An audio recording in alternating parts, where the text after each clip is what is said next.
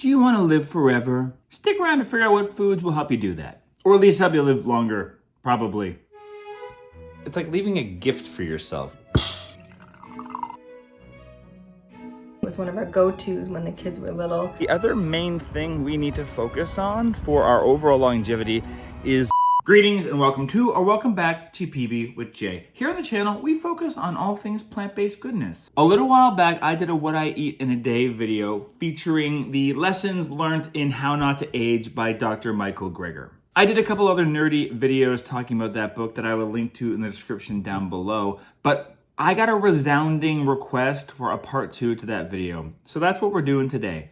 You're gonna follow me around while I eat foods that are nutriently beneficial and will make me live forever, or at least a lot longer than I probably would have if I didn't eat those foods.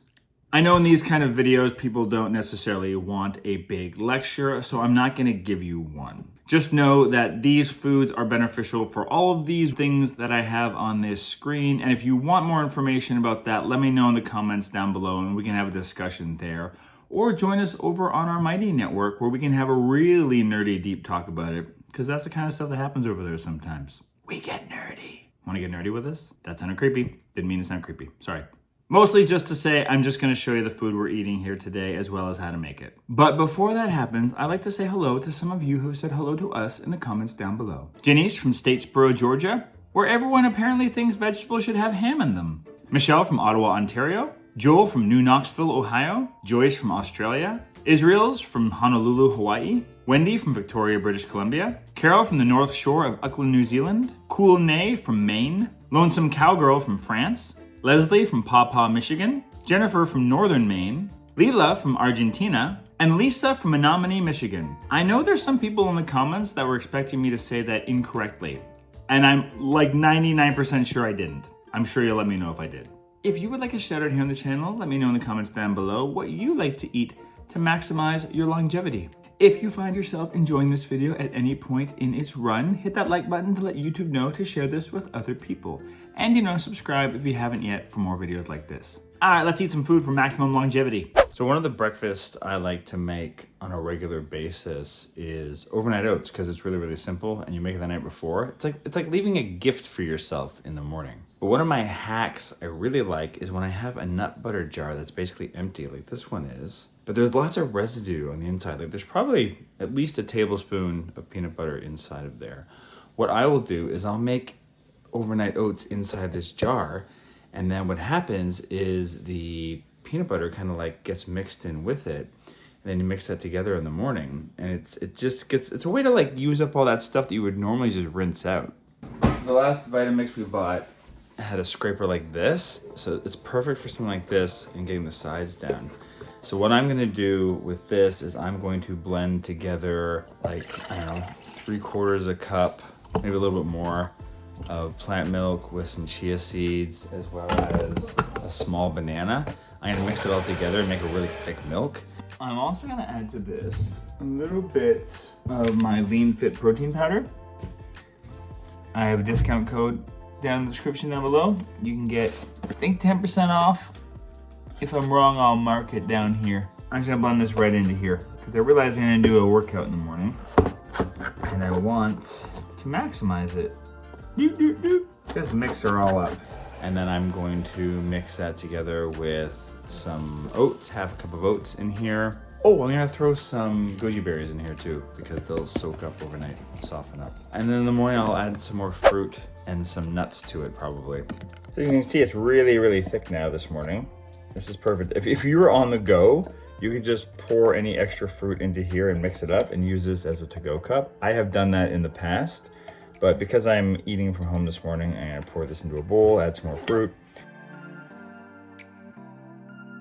top it with hemp seeds, and I'm gonna have it with a black coffee, which is also very, very good for you. And that is my breakfast. So while we're focusing a lot today on what to eat for longevity, the other main thing we need to focus on for our overall longevity is movement, which is why, I run away from hornets in the park. No, what I mean is every day I find ways to move. I try to start every morning with a workout. Okay, come.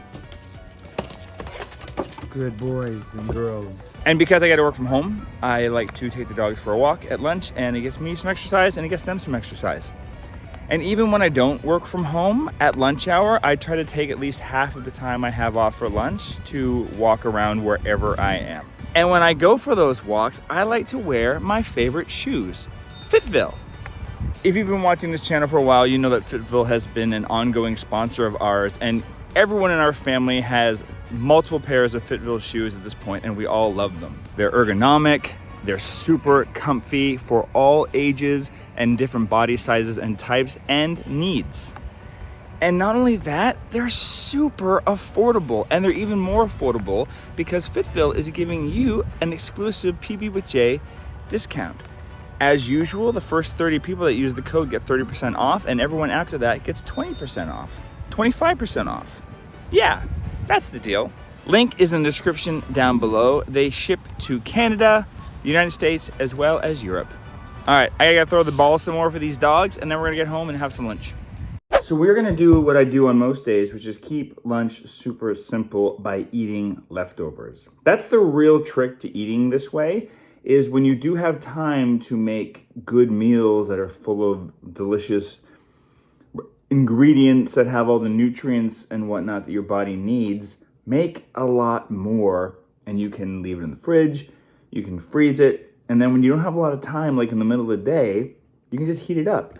So all this is what we call a spaghetti. That's what I used to call spaghetti when I was a kid, Spaghetti. And my mom thought it was cute, so I did that until I was way too old to be doing that. Thanks, Mom. So this is spaghetti squash bolognese, and I didn't tape making it, but I do have a much higher quality version of a video of this that I will add right after this to show you how I make it. This is particularly great in the summer months when this is in season.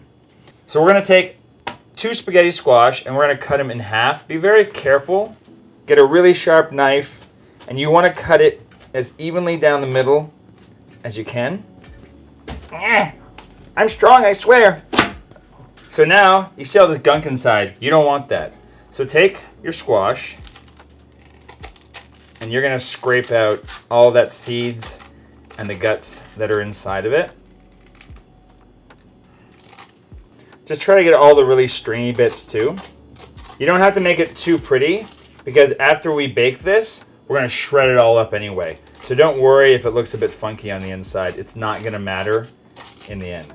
So as soon as you have emptied out all of those, what we're gonna do is just very lightly season the inside with just a little bit of salt.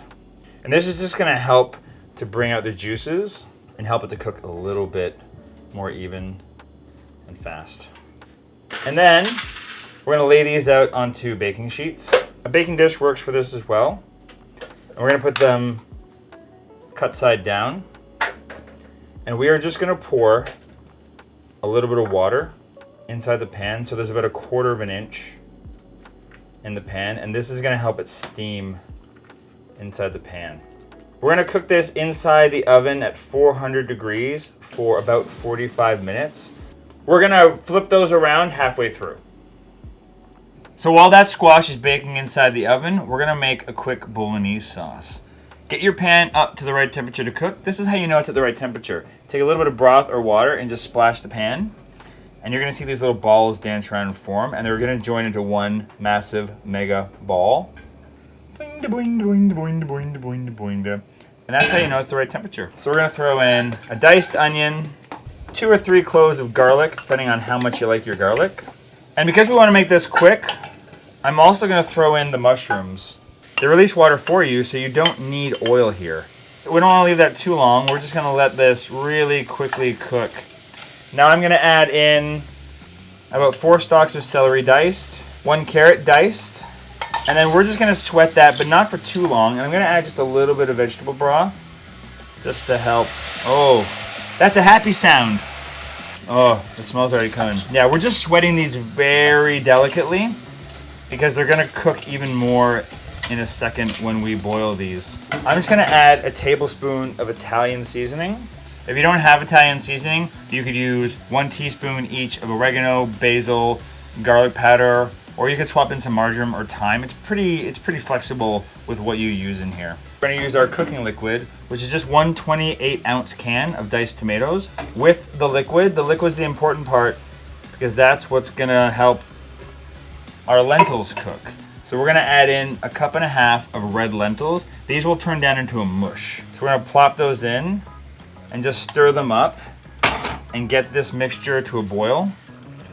We're just gonna flatten down the mixture so that the lentils are at least even with the rest of it. And we're gonna bring it down to a simmer temperature and cover it for about 20 minutes. So once that squash is finished cooking, we're just gonna take a fork and we are just gonna grate it like this. And it just creates these wonderful strands. And this is why it's called spaghetti squash. Because you can see how those little strands look just like spaghetti. And you're just gonna go around and you're just gonna keep on doing this until you get as much as you can off the sides. And the nice thing is that the spaghetti squash has such a tough skin that you can really get in there and scrape with a fork and you're not gonna have much worry about breaking through it. Now all you have to do is spoon on that delicious Bolognese sauce. Put on a nice healthy portion of it. If you want to get extra fancy, you could sprinkle this with breadcrumbs or some kind of a plant-based cheese. But I'm just gonna have this as is. And here's my favorite part about this dish. It doesn't need a bowl. The squash is the bowl.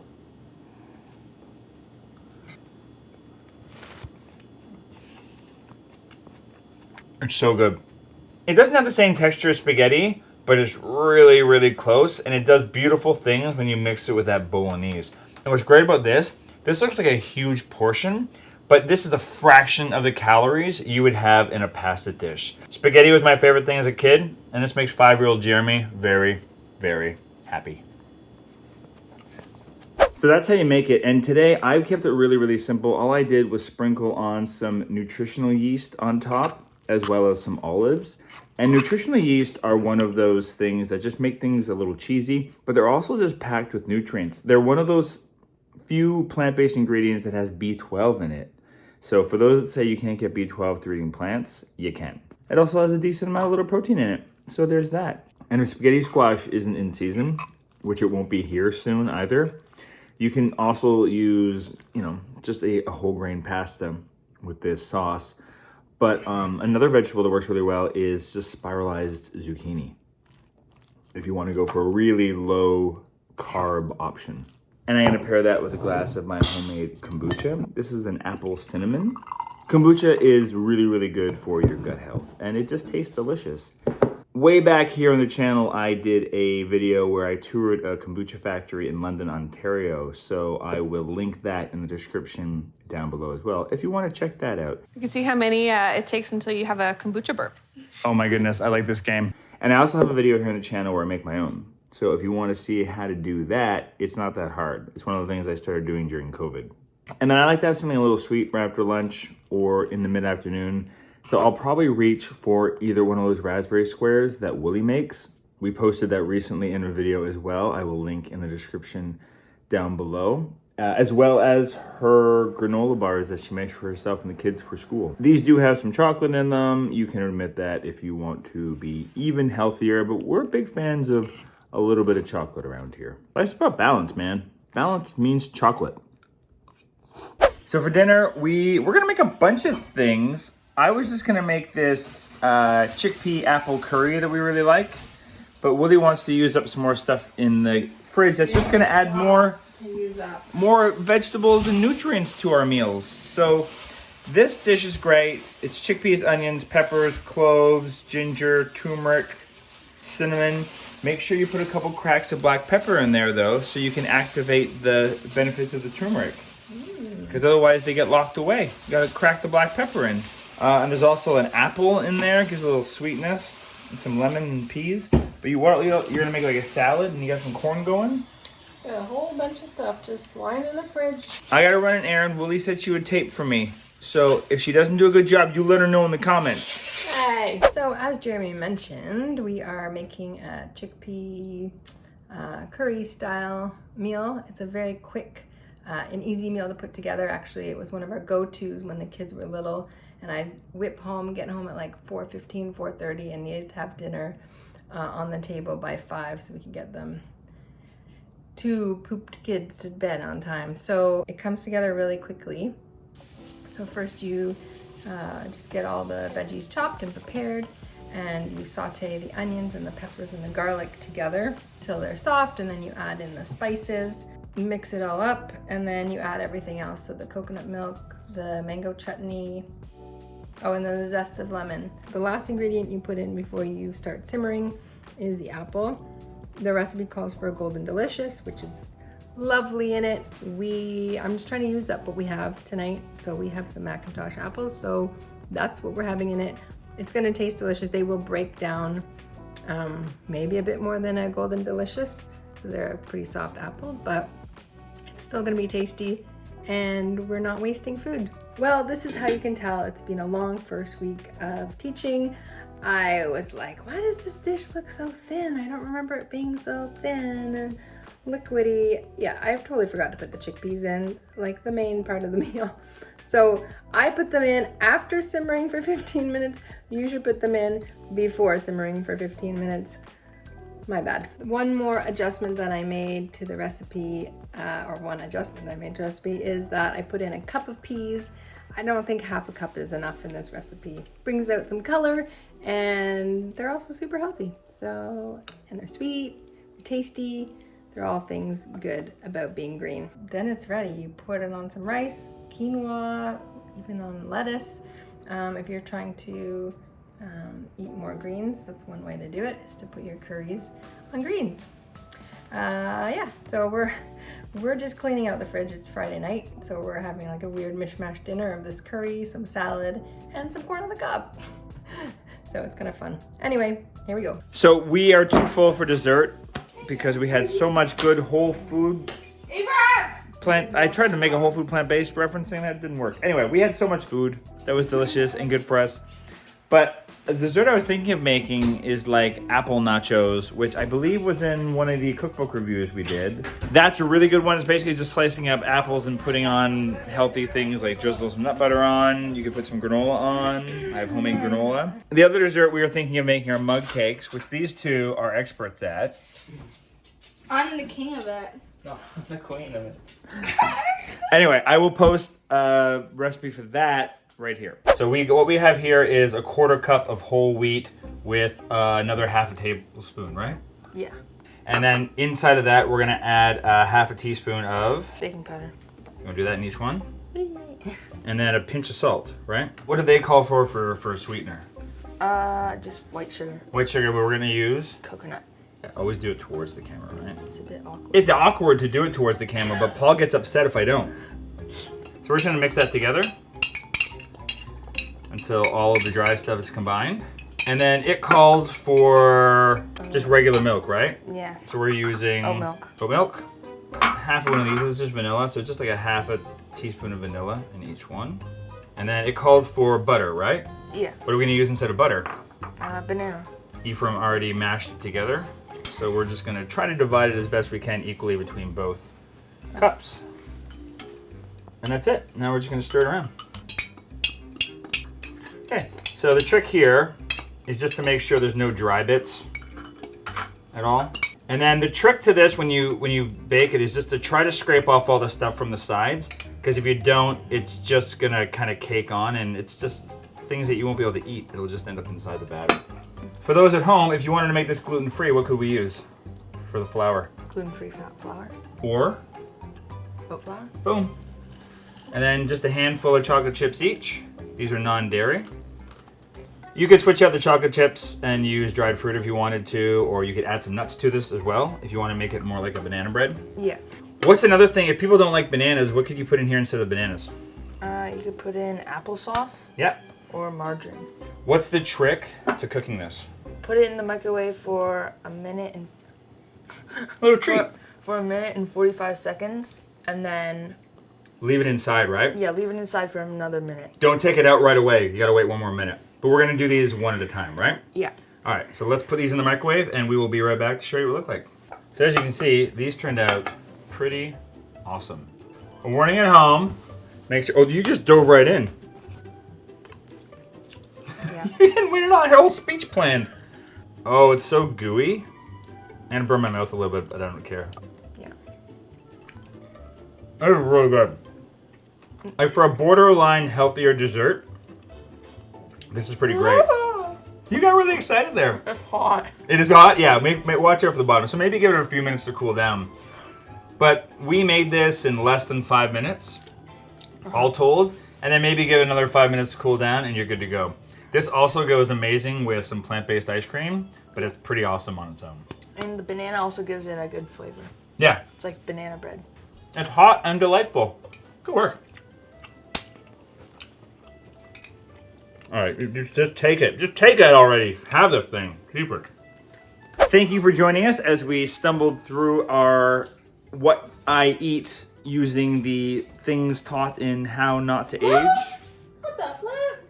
You were pointing a knife directly at me and I was walking by. I'm trying to deflect it. Don't. That's the blade. That's what happens when kids clean up. It's good that they clean up, but then that happens. Thanks for watching our What I Eat in a Day using the lessons taught in How Not to Age by Dr. Michael Greger. If you enjoyed this video, hit that like button so YouTube can tell other people to check it out. And since you're still here, do it. You know you want to click on it. It's interesting. That thumbnail's good, I think. Let me know if you don't like the thumbnail.